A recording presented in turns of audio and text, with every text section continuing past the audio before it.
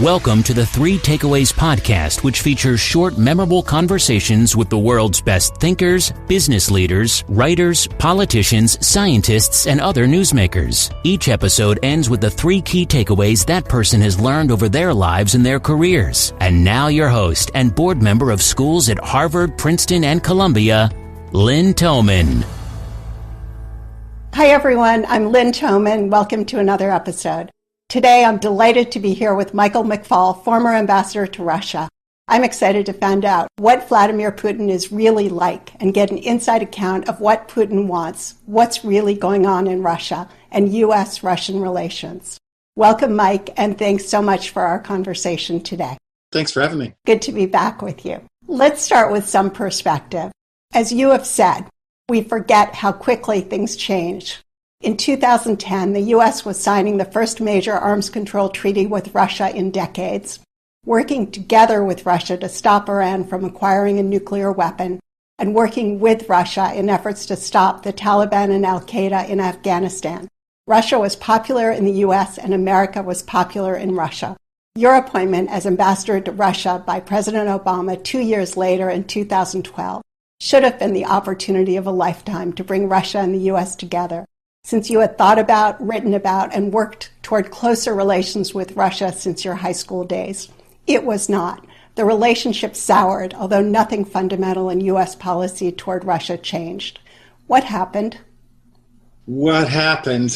Great question, hard question, although I think fundamentally what happened are two important historic events in Russia that came together to make U.S.-Russian relations more difficult and my personal mission as ambassador more difficult. So the first thing was there was a parliamentary election in Russia in December 2011. It was falsified under kind of normal, about the same percentages as past elections in Russia under Putin. 5, 6, 7% was our estimation. I was still working at the White House back then at the National Security Council. But this time around, voters, especially in the big cities, decided that they didn't want their votes to be stolen. And because of new technology, particularly smartphones, by the way, technology had a big role here. People could record the falsification taking place and then spin it around on Twitter and Facebook and VKontakte. And people suddenly decided, we're not going to take it anymore. No taxation without representation was even one of the phrases that was being used. And first 50, then 500, and later 5,000, and then later hundreds of thousands of people came out onto the streets of the major cities to say, we want our votes to be counted. But that scared Vladimir Putin because he'd never seen that kind of mobilization against him personally. And the last time there was that mobilization against the regime in Moscow was back in 1991, the year the Soviet Union collapsed. And then the second event was Vladimir Putin decided to run for re-election in the spring of 2012. And the change between President Medvedev and President Putin, did I just say that wrong? I meant President Putin. He decided to run for a third term. And when he came back to the Kremlin, we learned through interaction with him that he had a very different worldview than Medvedev did. And that made our bilateral relationship much more difficult to manage. So Vladimir Putin has been leading Russia for about the last 10 years. Have the last 10 or so years been good for Russia? Mixed. It's always compared to what? I like to remind people of that. Compared to the 1930s in the Soviet Union, yes, this has been a good decade. Compared to World War II, this has been a good decade for people living in Russia and the former Soviet Union. But compared to the previous decade, no. Economic growth rates are down. And most certainly, if you care about freedom, democracy, human rights, Russia has become more autocratic over the last decade. And I want to underscore there's no causal relationship between increased autocracy in Russia and economic growth. That is an argument that Putin supporters sometimes make. Well, it's not as democratic these days, but we're growing. And that correlation, not causation, that correlation was true in the first several years of Putin's rule, but it's not true today. And on the contrary, I would say that some of Putin's extreme belligerent actions abroad, annexation of Crimea, intervention in Ukraine, support for Mr. Assad in Syria in 2015, violating our sovereignty in 2016 in the United States during our presidential election. There's been some pushback against Russia from us and our allies on all those matters. And those actions are starting to cost Russia. Let's explore Vladimir Putin's character and motivations.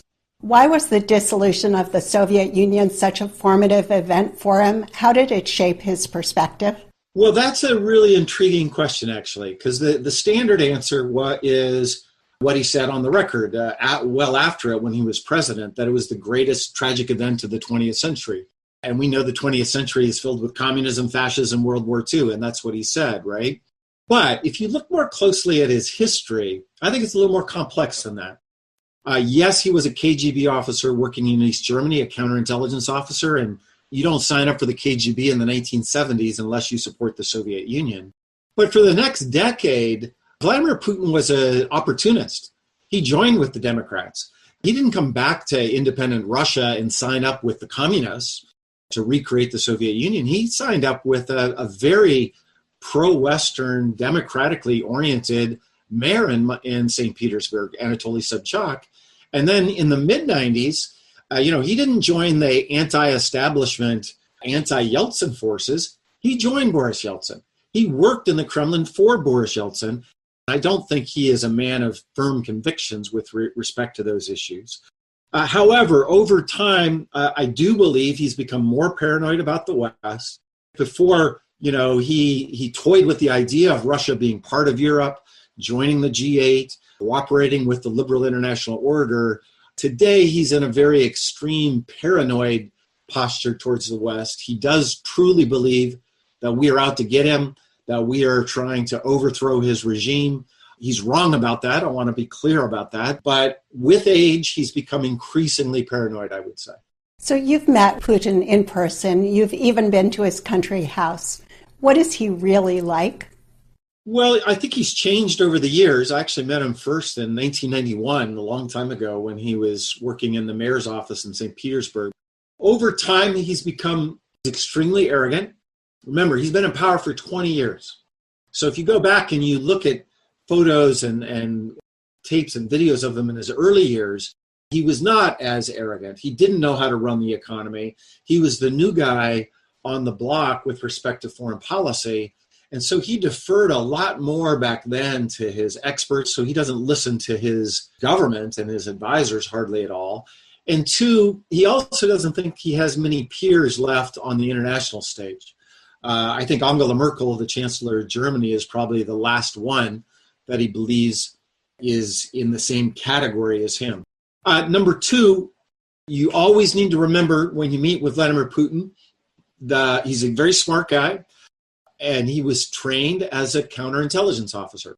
So he does his homework well. He gets into your bio and your psychological stuff. He comes prepared for these meetings because he wants to get into your head. And I've seen him try to trip up Vice President Biden. I saw him try to do that, and other leaders. He not so much with President Obama, by the way, but he does that kind of stuff. He knows, for instance, that Angela Merkel has a fear of dogs, so he once had his dog Comey join the meeting and jump on her lap deliberately to intimidate her, and you can see her facial expression. He knew that, and he did that on purpose. So those are the kinds of things he does in a meeting. And then he's not afraid to embarrass you once the cameras are on and kind of put you on the spot to try to trip you up. He likes to play those kind of psychological games. And then the last thing I would say is, and I think this is something American diplomats need to understand about him, Putin is always playing a long game motivated by his ideology and his worldview. Fundamentally, he thinks of himself, whether he is or not is different. We can decide, but he personally thinks of himself as one of the last great leaders of conservative values, orthodox values, sovereignty, and he sees as the enemies of that the liberal international order, decadent liberals in Europe and the United States, and most certainly the United States government. As I've alluded to before, he has this paranoia about the CIA and the deep state that he thinks is out to overthrow regimes like his own. And by the way, the United States has done that from time to time around the world, so there's some data to support that hypothesis. But he's always playing that long game, that long historical game. I mean, he wants to be compared to those great czars of Russia. And therefore, he's not so interested in solving this foreign policy problem or that foreign policy problem. And he can afford to wait for a long, long time. Whereas Americans, I would say, we tend to be more like engineers in our diplomacy. There's a problem in the world and we need to solve it. And I admire that about American culture. But, in my time in government, for instance, I remember very vividly, we wanted to try to solve the civil war in Syria and end the bloodshed there. And so we were engaging with Putin to try to figure out a way to do that and to try to put together a transitional government. And by the way, we were not really hung up on whether it should be democracy or not. We just didn't think that there could be peace there with Assad in power. And so we had this very engineering approach, let's solve this problem with our Russian counterparts here. Whereas Putin was playing a longer game. He didn't need to solve that problem. And he's perfectly willing to live with ambiguity in a way that Americans are uncomfortable with ambiguity, right? So he's comfortable to live with the ambiguity. Where is the border of Ukraine between Russia and Ukraine? And Donbass, should that be part of Ukraine or Russia? We think we have to solve that problem. He's perfectly willing to live with that for a long, long time. And I think that asymmetry in the way we approach problems, I think presents difficulties for American diplomats. What does Putin want now? I do not believe he thinks that his job is to recreate the Soviet Union. I think that is incorrect. I would not be surprised if there might be a few more attempts at seizing territory, maybe unification with Belarus over the years and decades. That's his regional agenda. But his global agenda is this fight with liberalism. And right now, if you listen to him talk, he thinks that he's winning that battle.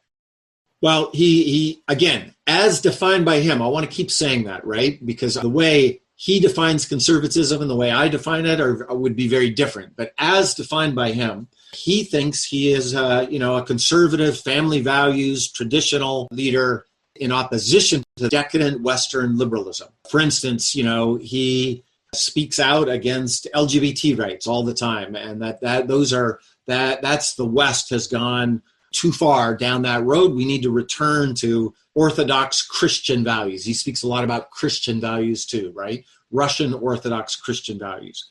Number two, sovereignty. He believes that the multilateral institutions in the world, like the United Nations or the World Bank or NATO, European Union, those are all institutions designed to advance American hegemony. And so he wants to see those break down. And then number three, related, but somewhat tangential, he doesn't believe in democracy. He thinks that it's all fake. There's no difference between the United States and Russia. It's just all kind of propaganda. And he believes that, because of Russian culture and history, that they need a strong leader. And I would say related to that is he kind of fundamentally doesn't believe that people are capable of governing themselves. It's kind of a paternalistic attitude towards his own citizens, that they need somebody to guide them. And he believes that he is that kind of father figure for the nation. So Putin has taken some very aggressive actions that even Soviet leaders during the Cold War never dared, such as invading and annexing Ukraine and Crimea and intervening in the 2016 and now 2020 U.S. elections. Why did Putin become so aggressive? Well, it's a great point you just made to underscore, because a lot of people compare, is this the Cold War or not? In my latest book, I called it From Cold War to Hot Peace, to echo, but say it's different. And one way it is different is precisely in the ways you just described, that we did not have annexation during the Cold War, and we did not have the level of intervention in our elections during the Cold War, during the Soviet period that had in 2016 and are experiencing now. I think he just gave up on interacting with the West. I think he was moving that direction in 2012 when he accused the United States of fomenting revolution against him. And then when there were the massive demonstrations against his ally in Ukraine, President Yanukovych, and Yanukovych fled, he blamed the West again. He blamed the United States, the CIA for doing that. Again, incorrectly, but that is his argument. And that's when I think he just decided, okay, to hell with it. I'm no longer interested in being a member of this international system. I'm going to seek now to destroy it. Do you think it's partly for domestic reasons that the Russian economy isn't doing very well and he can rally the people with nationalism? I honestly don't believe that that was his initial motivation for what he did in Crimea. I think it was really revenge against us and revenge against the opposition leaders that took over. But it had a very positive consequence. His rating went up to 80%. And most certainly, once that happened, they nurtured that and propagated, that this was a patriotic nationalist fight against the Nazis and NATO in Ukraine. That most certainly has been the case.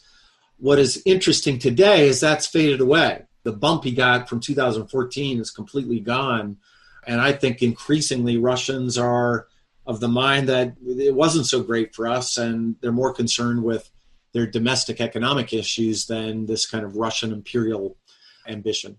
So a hot topic now is Russia's meddling in the 2020 U.S. election. How significant do you think it is? Do you think it will affect the outcome of the election? I don't know the answer to that question, and I haven't seen the intelligence, tragically, so I can't speculate. I think it's wrong that our intelligence community knows a lot of things about Russian meddling that they won't share with the American people before the election.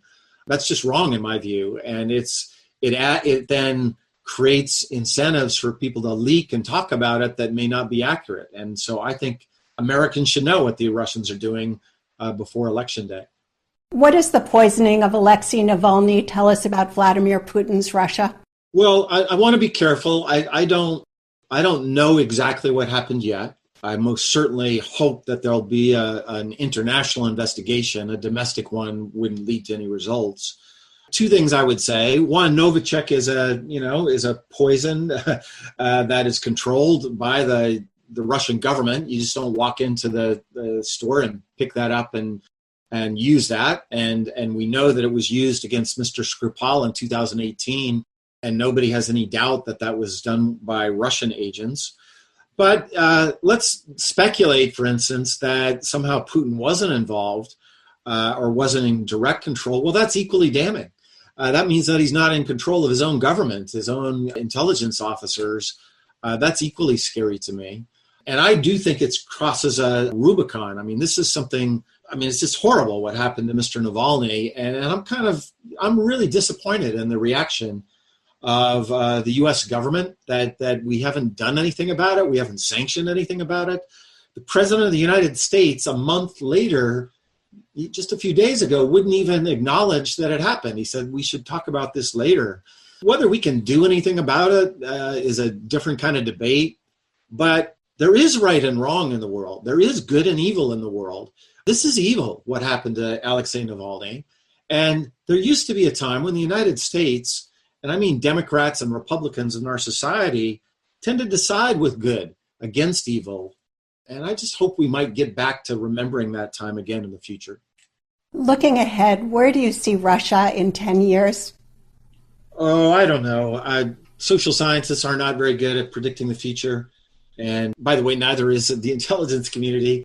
10 years is a long time out. 5 years then. I would just say two things. Putin is likely to stay in power as long as he is physically capable because he's built a very effective autocratic regime. But after he's incapacitated or dies, I think the regime falls apart pretty quickly because it does not have legitimacy. It doesn't have a political party. There's no successor there. And I think there's a lot of pent-up frustration with that regime. Depending on how long he stays in power, whether those events happen, I hope that it happens sooner rather than later because, I love Russia. I think Russia's a fantastic country and fantastic people. I think Russia's a European country.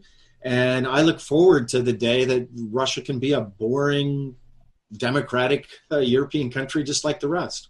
Is there anything else you'd like to discuss that you haven't already touched upon? No, we've covered a lot. That's great. So the last question. What are the 3 key takeaways or insights that you'd like to leave the audience with today? One, apropos of what I just said about Putin, leaders matter, and history is not just the consequence of history or culture or the balance of power in the international system. 2, it is arrogant for people in the West to assume when other countries are autocratic that somehow there's a cultural reason for that. And over hundreds of years, I would just point out that some of those cultural arguments that we thought to be rock solid turned out to be refuted. So 100 years ago, people thought all Germans were autocratic and loved autocracy. And we said the same about the Japanese back then. Those turned out to be really bad theories. So I would caution people about making that argument about Russians and Russian culture. And then third, I would just challenge people to learn more, appreciate the richness of that society, and remember that Russia is a very complex society and that Putin is just one person representing some people in Russia, but not all of Russia. What drives me nuts is when we interchange the word Russia when we really mean Putin. Mike, thank you for a very interesting discussion today. This has been terrific. Thank you. That was great. Thanks for having me. Thank you. That was really fantastic. If you enjoyed today's episode, you can listen or subscribe for free on Apple Podcasts or wherever you listen. If you would like to receive information on upcoming episodes, be sure to sign up for our newsletter at 3takeaways.com or follow us on Twitter, Instagram, Facebook, and LinkedIn. Note that 3takeaways.com is with the number 3. 3 is not spelled out. For all social media and podcast links, go to 3takeaways.com.